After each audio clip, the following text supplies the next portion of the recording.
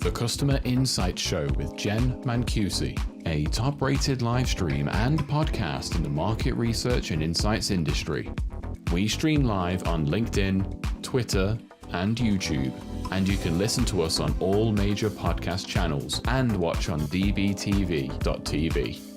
Join Jenn and her guests for a weekly discussion around topics that will help you understand your customers better. Real Talk is presented to you by Vox Pop Me, the leader in video research for over a decade. Here's today's conversation. Hello, insights professionals, marketers, and everyone who wants to understand their customers better. I'm your host, Jenn Mancusi. At the end of the day, customers, consumers, users, whatever everybody wants to call them, are humans. So does understanding the entire human experience help companies be better partners to consumers? And how do we conduct this human-centric approach of holistic insights? To discuss the topic, I'm joined by Nikki Lavoie, an ESOMAR Council member and Global Insights Leader. Welcome to the show, Nikki. Hello, thank you so much for having me. Super excited to be here talking about this. So happy to have you on the show from all the way across the pond. We are in Europe and the US today, so thanks for joining.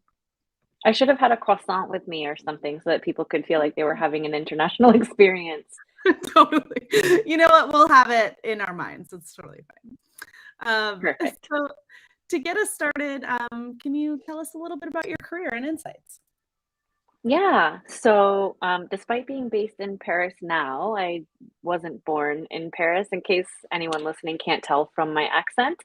So I'm originally from New England, from New Hampshire, and that's where I got my career started in market research. It's actually one of those, I think a lot of us have similar stories of falling into the field somewhat by accident, and mine is no different. I sort of found myself out of a job through goodwill because I was helping out my former company, and just so happened to come across a small research and consulting agency based out of Portsmouth, New Hampshire, and I loved it. I got started in market research, and it was just something that right from the beginning really felt fulfilling and felt exciting, and I was always learning new things. And initially, it was actually both qual and quant, and I started to go down the path of being a quantitative specialist.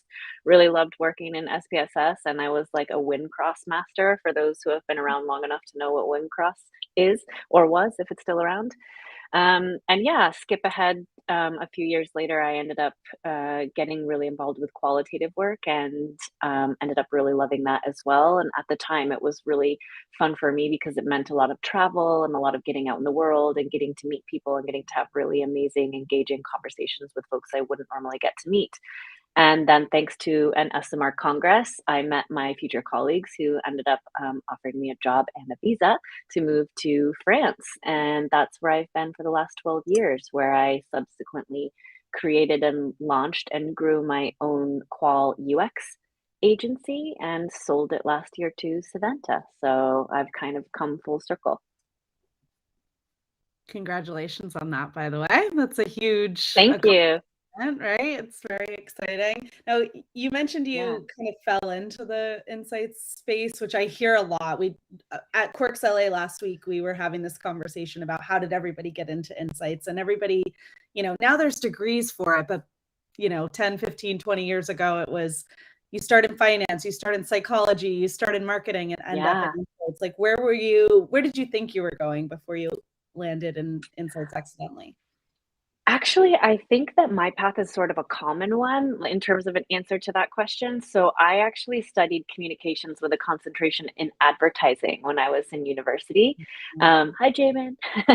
And I thought I was going to be at an ad agency. That's what I went to school for. I wanted to be creating the new tagline for Snickers, or I wanted to be the one like drafting up the storyboards for the commercial for Nike or whatever it was that you were going to see, because I think I had envisioned back then that, and I always say this to folks, that people always see the ad industry as super sexy and like they get to do all this creative work. I mean, Mad Men, right? But like it's still kind of like that. You become like really entrenched in the work, and it felt creative and it felt super fun and inspiring. And while I was studying advertising in college, I did actually have to take a couple courses around For example, one of the courses that I took was around media and literature review, and another one that I took was on consumer behavior, and another one was on consumer psychology. So I did sort of have the fundamentals of a lot of the things that we have to tap into as market researchers, the way many of us do. Lots of folks will tell you, I studied psychology, I studied sociology, I did this, I did that, and there's so much overlap between so many disciplines realistically in what we do. But actually, I think I'm one of the closest. I think I'm Mhm. actually using a lot of my degree, because even if I'm not creating ads and commercials, as part of the output that I'm generating now, I am still able to tap into my knowledge of branding and marketing science and all of that kind of stuff when I'm giving strategic insights back to my clients. So yeah, I feel pretty happy about that. Yeah, totally, totally. I was also a communications major and forced to Heyo. take an SPSS course in college, but I did The quite good enjoy old it. days. Yeah, exactly, And then exactly. people were like, why are there binge drinkers in America? And it's like, SPSS courses during university, it didn't help. That's the root cause of all the problems we have, right? Totally. So we love a good definition here on the show. I'd love to hear your definition of human experience and holistic insights. Yeah, sure. So they're both a little bit different. And I think there are some companies or some groups that are starting to use them interchangeably, but they're really not the same thing. So I would say that human experience really comes from the adjacent discipline of human-centered design. So I think a lot of people have been hearing about human-centered design, design thinking for quite some time now. It's not really new anymore, but it still does have a little bit of buzz and zest to it, because it's really about thinking about things from a different perspective.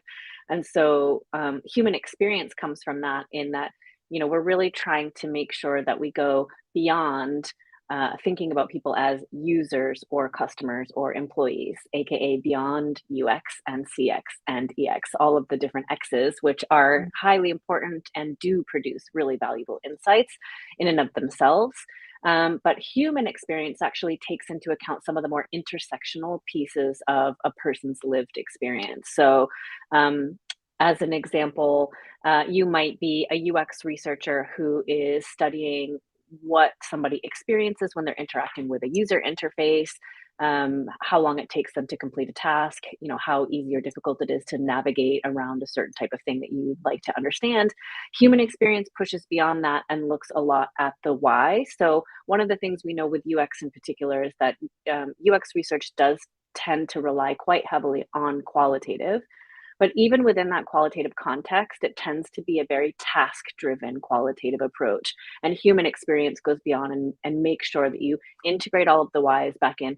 And I don't want to be super generic and say it's about the whys, because anyone working in market research will tell you, well, isn't that always the value and added input of qualitative? So is human experience just qualitative on top of everything else? And it really isn't. I mean, I think human experience is also trying to understand, what does a person's socioeconomic status have to do with their impact when they're interacting with a user interface, or what does it have to do with how they perceive an interaction from a customer experience professional, or what does it have to do with how they might perceive your brand as an employee. So there's a lot of different sort of layers of how you can understand what a human being experiences when they are interacting with your product, brand, or service. And then on top of that, to talk about holistic insights, which is a closely linked category but isn't exactly the same thing.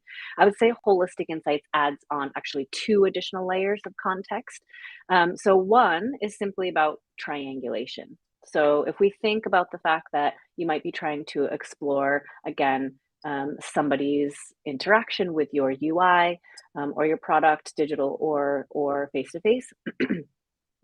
The thing that we can probably guess is, if somebody has a really good user experience, a really smooth user experience, your user interface is flawless. They come in, they're trying to get more information about your product, brand, or service, or maybe they're trying to make a purchase, and that experience and that user interface works really well, then it's probably very likely going to impact the customer experience. Now, of course, the customer experience is a separate interaction, and it's going to have its own sort of bases for why people feel the way they do about that experience, but they are actually quite interrelated. And you can imagine there are a couple of big brands today who I won't name in case any of those folks are listening or watch this video. But there are some brands who have come under fire lately about their employee experience. Some of the employees have spoken out and said, we are being worked 80 hours a week. We're not getting bonuses. There's huge, gender pay disparities or racial pay disparities, whatever. And that understanding and perception of the employee experience can then have an impact on the customer experience or even on the user experience. So holistic insight is really about the triangulation across the different X's, but also beyond the different X's. So another example could be really, really great user experience is very likely to positively impact brand perception. It might also have an impact on how much people are willing to pay for your product, brand, or service.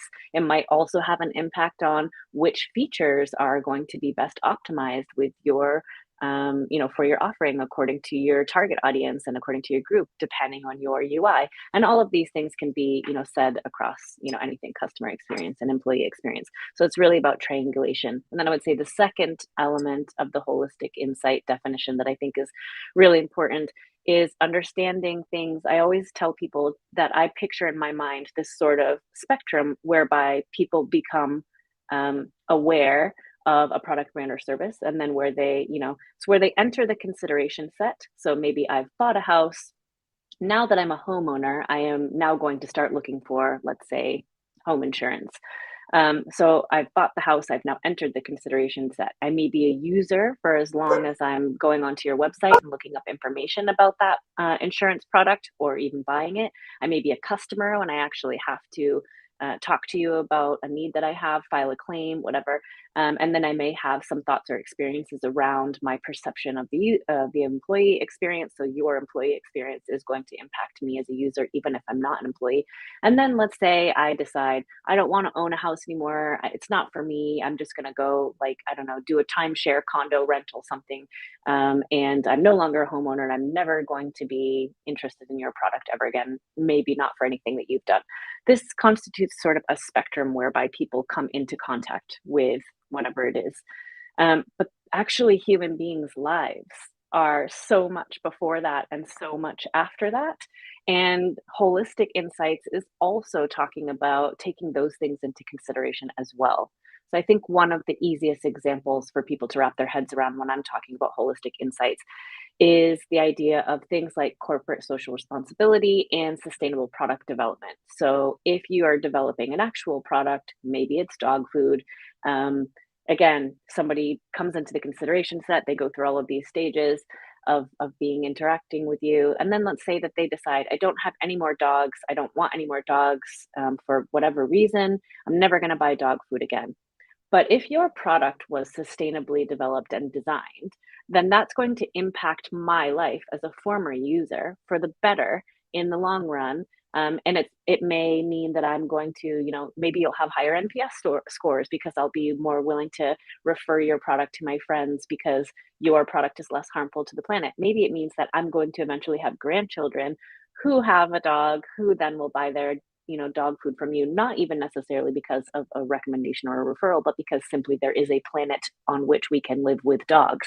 So there's a lot of things around mental health, physical health, emotional health, planetary health, that if we look at people only in the vacuum of the consideration set all the way through to being a turned or lapsed user, we're really limiting how much information we are able to collect and how much impact we actually genuinely have on people's lives. So holistic insight for me has both of those components around triangulation, but also thinking bigger about your impact on people beyond just in terms of their relationship with your product.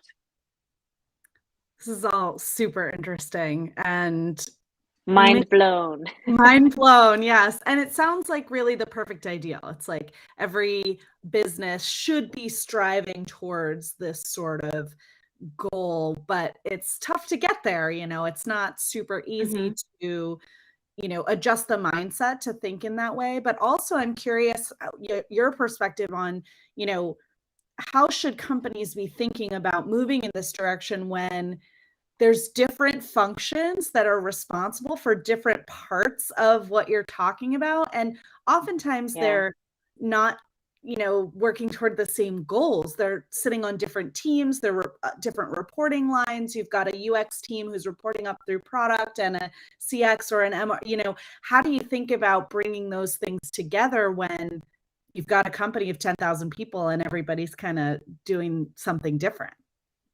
Yeah. Well, I mean, you've hit the nail on the head, and this is what makes you a great podcast host, because if everybody asks this question, then we would probably be somewhere closer to a solution by now. But, I think in terms of at least in the market research domain, if if one more person says cross-functional, we're all probably going to roll over and die, right? Like, we all know this is the crux of the problem. And we all know that if we could just crack the code to cross-functionality, there would be a lot greater learning that we could have. And there's loads of recommendations out there on how to do it. I would say, this is not why I'm on this podcast, but tiny little plug for Savanta. One of the things that we are working on is trying to come up with something that does make it easier for companies to kind of get around the sort of I hesitate to call them silos, because I feel like that's such an emotionally charged word now. Mhm. People hear silo and they think like, oh, but that's not how I set up this department, and that wasn't the intention. Totally could be unintentional, but there are these sort of inherent, as you mentioned, there's different stakeholders. The budgets are coming from different places. I mean, UX budgets are coming out of product development, market research budgets are coming out of the marketing department, employee experience budgets are coming out of HR. So, there's completely different objectives, different stakeholders, different amount of money being spent. But there are things that we need to start considering bringing to the table. So things like an index or a scorecard or a sort of more comprehensive framework. So it would be easy enough for me to say, well, just get all the people who do anything to do with insights around a table once a month and have them talk about whatever. We all know that that's easier said than done. And even when you do that, that doesn't necessarily present a solution, right? Because the market research people are going to say, but this is a priority. And the user research people are going to say, well, we're not going to have anything to market if the product is broken. And then the EX people are going to say, well, there's not going to be a way to fix the product if we don't fix the employees and their experience and how they're feeling. So everyone is going to come to the table with a different set of priorities. And so I think one of the things that you're going to see a lot of companies doing, like Savanta, is going to be coming up with indexes and matrices, which are actually going to put all of these things, put sort of the key elements from these different pieces of outreach and of insight together into something of a scorecard, so that actually the top priorities from UX are actually measured against the top priorities with CX, against the top priorities with EX, so that you can actually have a holistic view of what's going on across the company, across all of their different, most important measuring points. And it will provide sort of an inherent roadmap that says, okay, these are all the things that are coming up, but these three are glaringly, need to be addressed, or these three areas are areas where we're definitely winning. What can we do about that? And it should inherently provide a little bit more of a comprehensive roadmap where there does start to be a lot more cross-functional collaboration. Yeah, for sure. That's really an interesting concept of the index.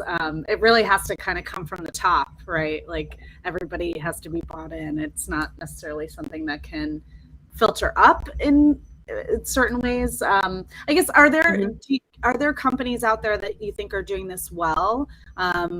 Or do you think, companies aren't really approaching it this way? Like, why is that?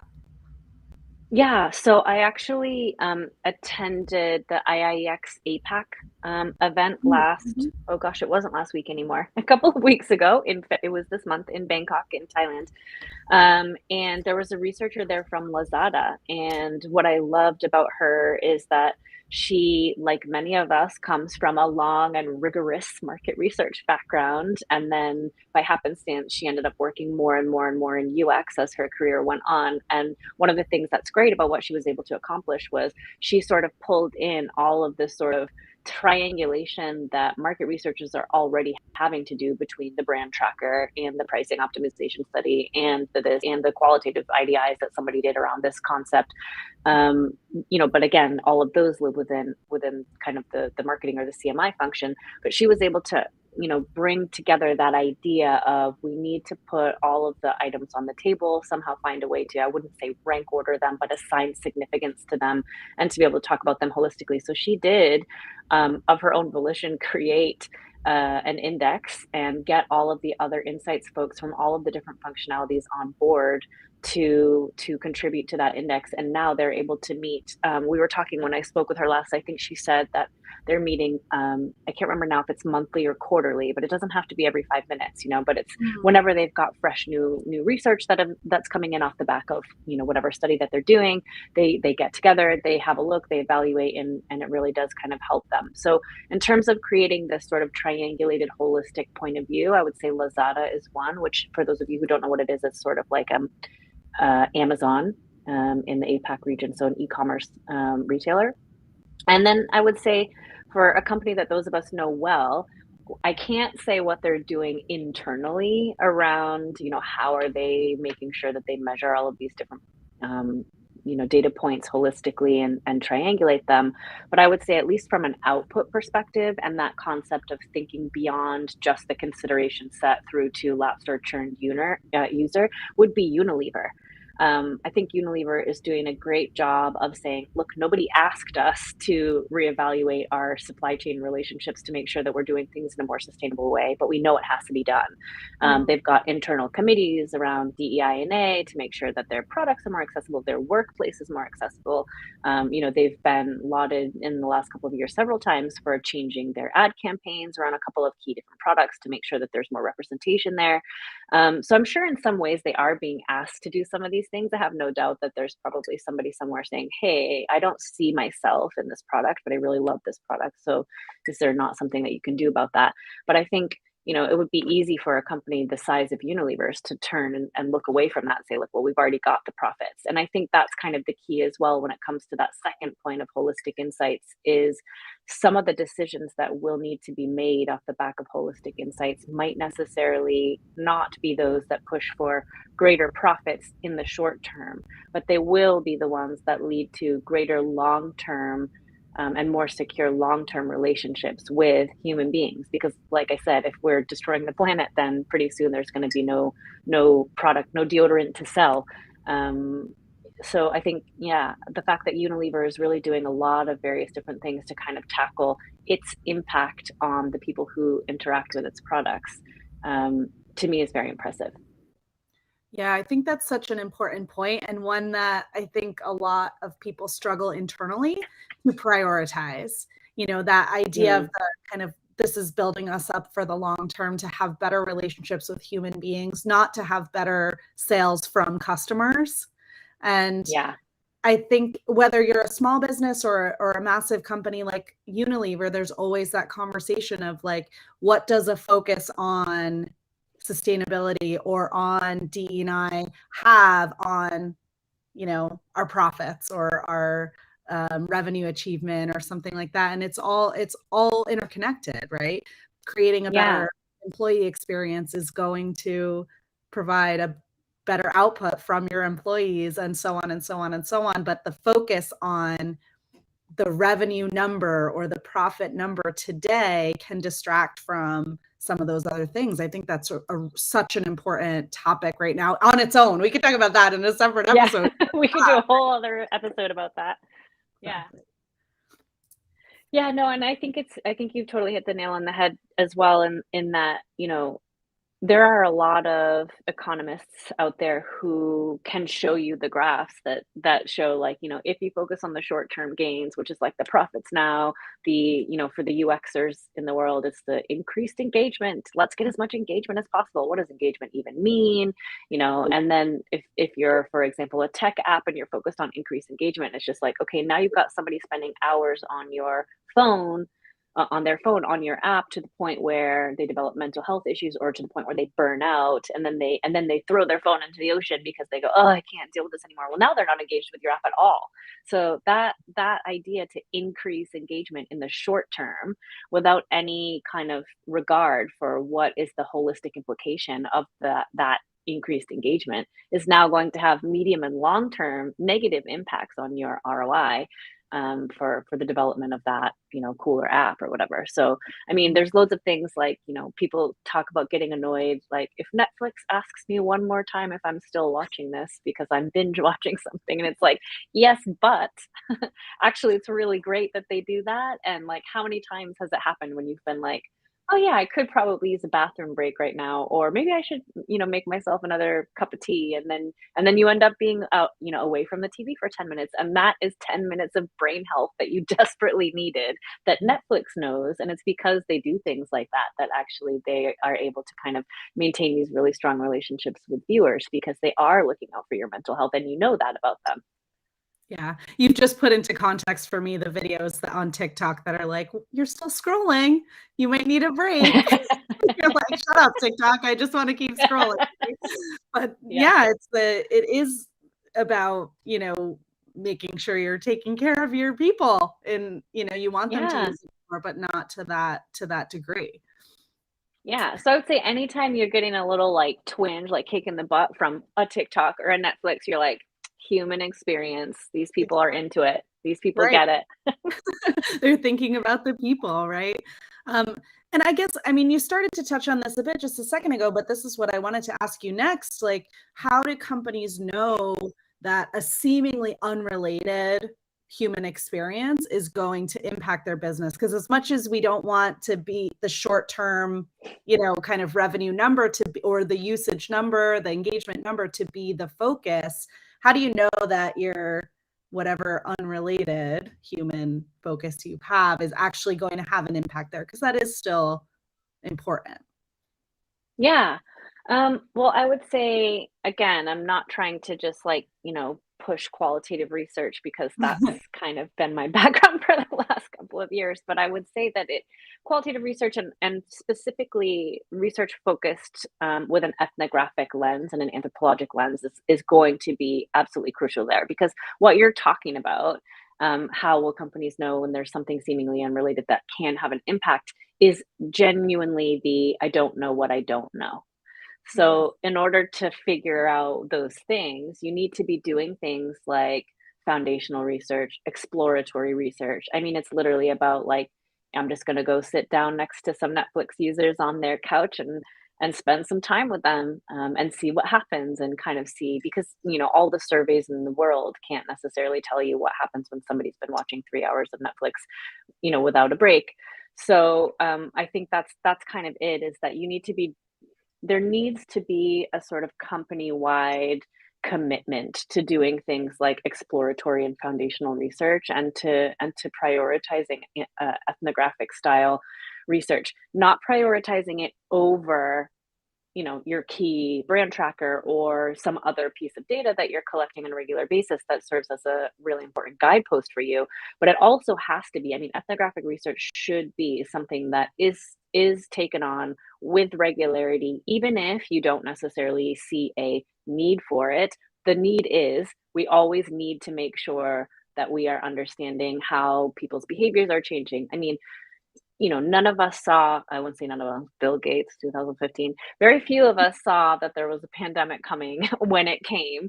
And, all of our relationships with scrolling media and entertainment media changed in that instant because what you used to be doing after work with your colleagues or after work with your partner or after work with your friends, now it was work and then you were at home. And so, there was it was a huge uptake in media consumption.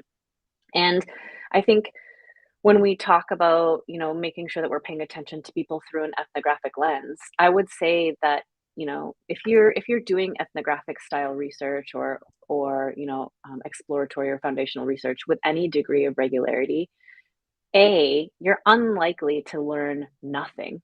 So let's say that a company decides, oh, we're going to just go out there and do some exploratory ethnographies quarterly.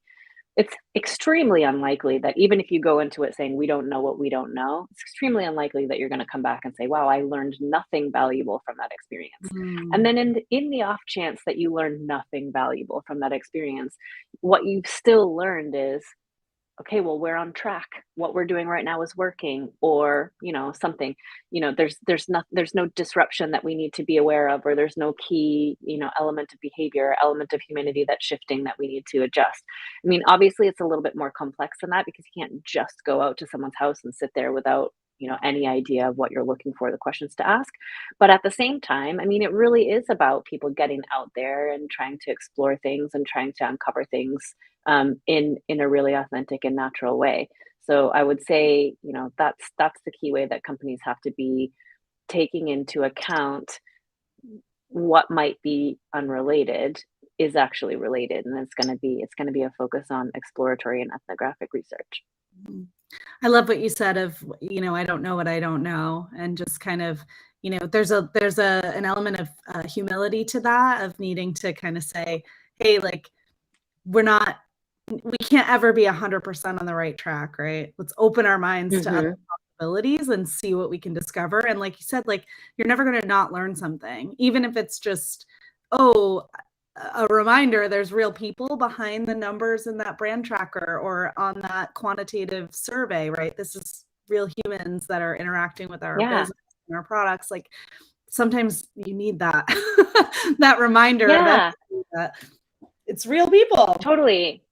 And I feel like one of the examples that people tend to point to a lot is, and I hope I'm not misquoting this, but I think one of the examples, at least I've heard a lot over the course of my career, is like, well, Steve Mm, Jobs said that if he asked people what they actually wanted in terms of, a music player, they would have said that they wanted to be able to carry like 6 more CDs in their Discman. But the idea of moving away from carrying physical media to carrying digital media didn't just pop into Steve Jobs' head because he was a genius. Undoubtedly, he was ethnographically observing people mm, around him and seeing in real life what were the pain points. The CD scratches. The thing skips. I can't run with it. It's very bulky. And then an idea came, well, what if we got rid of the physical media and we were only dealing with digital media? How would that change the experience? And I have no doubt that he probably didn't go out and ask someone before, working with teams to design that product, hey, should we create, because they would have, it was a very revolutionary and disruptive idea at the time. And I think people would have had a hard time wrapping their head around it. But the idea didn't just come to Steve Jobs in a flash moment of genius. I mean, it was rooted in ethnographic observation. So mhm. I think, and that's probably going to be the case for anyone who is a genius, is probably observing all the time and then, taking actions that correspond with the need sets that they identify as a result of those observations. Yeah, I love the way you've described that. It always makes me laugh. Like, I don't think any company out there is asking people, what should we build? Right? Like, that's Yeah, not actually the exactly. function of research, right? When you simplify it that way, Yeah. there's a Henry Ford quote that's the same. Or he Yeah. didn't say it, but I if want Henry more Ford, horses, faster yeah, horses or faster whatever. horses, people would say they want faster, but you're not going out and saying, what should we build for you? It's, what problem are you having in this situation or with this product that you can then take away and get creative with the solution. And Yeah, thinking what people want is what prevents you from actually asking that question, right? 100%. I heard somebody say this at a conference last fall, saying certainty is the death of innovation. And that, when I think about the, ethnographic observation and the need to really just like be open-minded to maybe what we're making isn't the best we could be making. Maybe there's some new white Yeah. space we haven't even explored before because there are new problems that are emerging in people's lives. Like, what are our consumers beyond the fact that they consume our products, right? And Yeah. that's Or like, something. how many things can you picture in your own life? I'm trying to look around for an example, but like, how many things can you picture in your own life where you're like, it was designed for that, but I actually use it for this, you know? So it's like, Totally. I think that, and like, I've got kids, and kids are the example, right? So like, I've got, one of my youngest daughters, we have one of these like carts that's supposed to be bringing, you can put a bunch of toys in it and she can cart it around the house. It is not designed to be one of those things that helps kids learn to walk, because it just goes. It doesn't, there's no stability. There's no like braking mechanism. There's no nothing. It just goes. That's how she wants to use it right now, because she's on the verge of walking. So every time she sees it, she's like, this thing is going to help me walk. And that is not what it is designed for, but that is what it's being used for. So, I mean, I think, I totally agree with what you're saying. It's like, not only is it about, should we consider that there might be a better way to design something or a better product for things, but how many times have we, how the phone. a phone was designed to be a phone, and when's the last time you made a call? Mhm. It's not a phone anymore, it's a little computer, and we still call it a phone, and it still can make calls, but now we use it for searching things, and booking restaurants, and connecting with our friends, and taking photos of our kids, and, all of these kinds of things. So I think if people didn't go out and observe how someone was using a phone, or the first time a camera got put in the phone, and they were saying, actually, then this could be the feature that drives the phone forward. The camera could be the feature. Somebody thought that because they were observing the first little, what was it, 1 megapixel camera that got put into a Motorola phone or something, and it Yep. turned into something that's like changed all of our lives. So all of that really is going to be rooted in observation, I think. Yeah, absolutely. Now, all right, I think we may have touched on this a little bit, but when we're thinking about actually putting holistic insights into practice, what are some ways you talked about the index and scorecard? What are some other ways that companies can be thinking about actually implementing this? Yeah. Well, I mean, one sort of big overarching idea that I think can't lead you astray, is if you do have something like a corporate responsibility plan. Um, I think that's one of those things where if you are thinking about things in terms of and social responsibility, and you're always trying to have physical, mental, emotional, and planetary health in mind, then that is one way where you're going to be then looking at, okay, well, what is the, makeup of the clothing that I'm manufacturing? What are the different elements? What's the environmental impact of the different elements of this product I'm developing? What are the environmental impacts of all of the server usage that's gone into, all of this, streaming media? So I think having a CSR plan and or person heading that up in place is one of the ways that you can ensure that holistic insights are always going to be something that you think about and that you can then go out and do. But I would say on a very broad level, it's really about talking to people. I mean, there's going to be so much data collection happening around surveys and data lakes and data science and analysis and all this kind of stuff. And none of that has to go away. But talking to people is what realistically drives home the fact that they are human beings. It's very easy to see someone as a data point. It's really easy to say, okay, well, we know that single women over 35 that have one child do X or buy Y product. But until you talk to them, it feels really easy to dehumanize them and to design solutions that don't necessarily take a comprehensive need set into account, which isn't to say that your product has to meet every need. But if you don't understand the depth and the extent to which that person has needs or what their needs are, then your product only ever has a chance of being, limited in scope and limited in terms of value that it provides to this particular person. So I think talking to people is it, which is why, obviously, Vox Pop Me, I think, is one of those things that I think for a lot of companies has just revolutionized the way that they think about insights and being able to move from things like user experience to human experience. Because yes, qualitative research is sort of the backbone of UX in many organizations. But it is very task driven. So it's like, I'm going to sit down next to you at a lab, or I'm going to sit down and do a remote IDI with you, where I watch you navigate a website to, book a vacation or pay for a product or fill out a form. And that's not, in many cases, that's not exactly, when they would be filling it out. Maybe they're filling it out with a screaming toddler in the background. Mhm. Maybe they would be filling it out on a bus, and until you get out there and you actually talk to these people in a more exploratory way, rather than just a sort of set lab qualitative, academic kind of fashion, then you're not necessarily taking into account all of the human factors. So I think talking to people and what you guys have been doing over the last couple of years has really allowed a lot of companies to go, oh, we know the survey says this, and we kind of know why because we asked some open ends and we get the why, but it doesn't hit home the same. It doesn't hit the same, and the stakeholders are not feeling as motivated when they just see a number that says 54% of people chose this card because it was green. But if you hear people say it was green and golf is my favorite sport and it made me think of golf because I love it so much, and it's and this person says, oh, it's green because my child's favorite Sesame Street character is the one who lives in the trash can. I don't know his name because we don't have Sesame Street over here, but like there's gonna be things, and those individual little things that you can take out of talking to people are inherently going to um, be catalysts for the growth that your brand can experience in the medium and long term, I will say, because we do need to be paying attention to all of the health factors that will probably have an impact in the short term. Yeah, for sure. I just had this conversation yesterday about how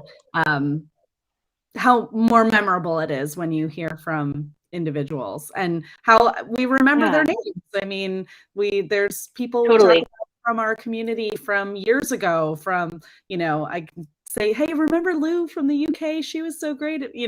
Like we remember the Yes. people, and I don't remember the 38% of women who did XYZ, right? But I do Yeah. for the individuals, and that does, like you said, it hits different. It has a different impact when you're making those decisions about those and for those real people. Yeah, and I would say as well, like this is a little bit of a bold statement of mine, so maybe I'll get some not very nice emails after this. But, I think that the whole world for some time now has been going in a direction of, super speed capitalism and super speed, purchasing and buying as much as we can and making products as cheap as we possibly can to manufacture and to deliver so that profits are, as maximized as they can possibly be. And I think part of the reason why it's so easy to do that is because we're not necessarily seeing people as human beings anymore. And that's why it's so much more important right now than ever before to be thinking about human experience and to be thinking about holistic insights because yes, on the one hand, you can say, well, we're more connected than ever because we have social media and we have TikTok and we have Pinterest and we have Instagram and we can see people and connect with people and stay in touch. But we have almost become sort of digital avatars of ourselves, right? So, like, I have no idea what's going on with my former next door neighbor from New Hampshire. I just know that she posts these three pictures. But now I think I know what's going on with her because she's posted those three pictures, but I actually don't. So, that is me on an individual level taking data and extrapolating my insights based on that data and thinking that I know something about her. But undoubtedly, if I spoke to her, it would change my interpretation of that data. So I think that that's collectively as a species, we are sort of all we're all inundated with data and we're all appreciative of that data. Um, but it's sort of one of those things that we need to kind of get around and start seeing each other as human beings again. And the moment we start seeing people as human beings, the moment we realize you, Jen, you were someone's baby. Someone gave birth to you. Like I just had a baby a year ago. And when I think about the fact that every person I bumped into on the street was someone's baby, that it changes it changes my interaction with them. And if I think about this person, was super rude to me on the metro today, but maybe they just lost their wife the day before, you know, we really need to get back to humanizing each other and the world at large if we are going to kind of steer ourselves back on the track in terms of sustainability and actions that protect each other. I totally agree. I don't think it's super controversial. I think everybody, like we need to be thinking about each other more. If you haven't already, you should have a conversation with Rob Volpe about the empathy crisis. I think you guys would. Oh yeah, I love Rob. He's so great. I need to get Yeah. myself a signed copy of his book, Rob, if you're listening. Definitely. I think he's sharing them out to special people. So yeah, I think you can get a copy. Now, before we wrap up the episode, ESOMAR elections are open at the moment, and you are running for president. Anything you want to say? Oh gosh, what an opportunity. I did not know this was coming. Hey, I'll get to plug myself. Okay.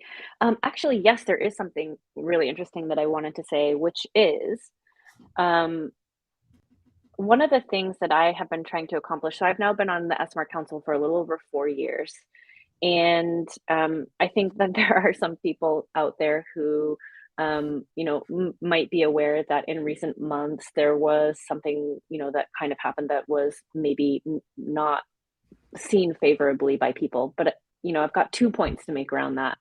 One is that disruption is very rarely comfortable, and the right decisions are very often uncomfortable ones to take. So I think it's worth noting that, ESOMAR has moved in a decision that, we felt was right for the association, given our promise to be an ethical association. So I feel like that's worth stating for the record because I think I haven't said it yet. People are sort of like, and how do you feel? And it's like, well, there are a lot of feelings around going through something like, invalidating election results and then running the election again. It's not convenient. It's not fun. We wouldn't do it if it wasn't the right thing to do. So I think people should just rest assured that, a lot of time and energy and thought went into these decisions before taking them. And then the second point that I would make is one of the things that I've been working on as part of the ESOMAR Council in the time that I've been involved is things like crossover and cross-functional conversations. And so given my sort of love and affinity for the UX community, I've been trying really hard to find ways to sort of link up the UX community with the market research community and others, right? So there's obviously, we've got a lot of conversations, fires and pokers in the fire around data science. But for me in particular, it's UX.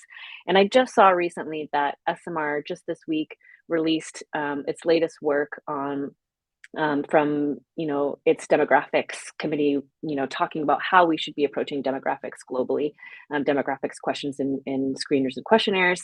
And this is the exact kind of thing that I was thinking of. I see loads of questions in my UX communities, like how do we ask these questions and how do we respect and how are we accessible? And ESOMAR is over here putting in all this legwork and collecting all this data and talking to all these people on the ground and putting out this really comprehensive set of recommendations. And it's that kind of cross-functional conversation that I really hope that I can drive forward and foster should I get into the position of president. So I think there's just a lot of co-learning to be done there, things that they can learn from us, they as in UXers. I hate to they, us, the whole thing, but things that UXers can learn from market researchers and things that market researchers can learn from UX researchers. So yeah, that's one of the things that I'm excited to hopefully be able to get my hands dirty with. Amazing. Well, thank you for that. Good luck in the elections. Anyone who's an ESOMAR member, please make sure you go out and vote. I think you have another week or two. So get out there. Yep. Thank you so much for coming on the show today. This was a great conversation. I think there's probably a lot more we could talk about on this topic. And yeah, I really appreciate you coming on. Thanks, Jen. Thanks for joining us and listening in. We're going to be back later this week with another show on Friday. See you then.